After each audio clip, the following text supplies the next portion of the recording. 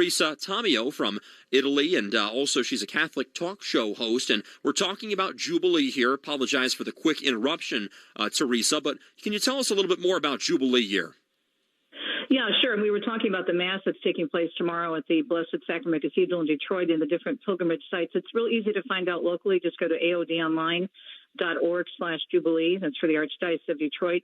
But a Jubilee Year actually has roots in the Old Testament, and it's a very beautiful thing for Catholics and other Christians and also our Jewish brothers and sisters. And since the year 1300, it's actually since the 14th century, the Catholic Church has been celebrating it. It's an opportunity really that comes along every 25 years, and it's a chance for renewal and a chance for beginning again. And it's a beautiful thing to take part in. And again, you can do it locally, or if you want to do something really in addition to local activities, really fun and exciting, get on a plane and head over to Italy, which is beautiful. So a Jubilee Year, is this something that happens every 25 years in that order, or does a pope kind of pick and choose when a Jubilee Year is ushered in?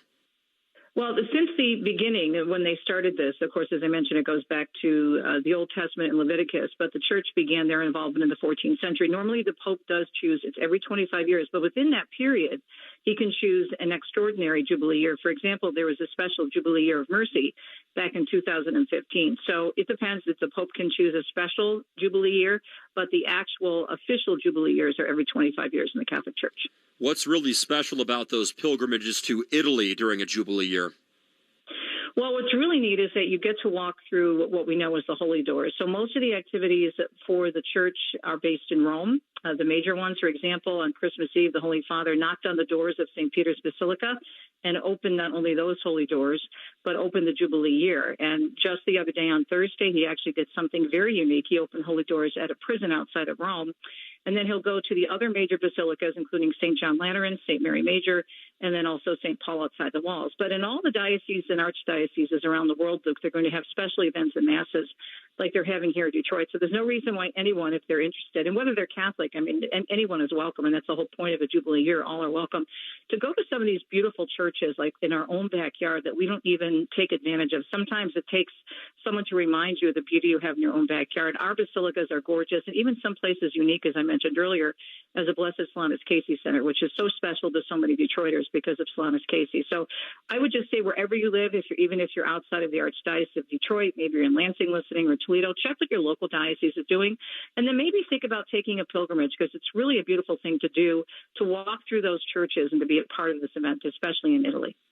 Teresa Tomeo joining us live on WWJ this morning. One more before we let you go. Do appreciate your time. This is a Jubilee Year, like you mentioned, otherwise known as a Year of Hope, and I'm wondering about the timing of this. Lots of uncertainty at home with the current political battles that are being fought and the economy, and with wars going on overseas. Do you think this is an important time to celebrate a year like this, a Year of Hope? I think it's really needed, and I think it's great wisdom on the part of the Pope Francis, trying to bring people together. He's been talking a great deal about the wars going on in the world, including, of course, the Middle East and Ukraine.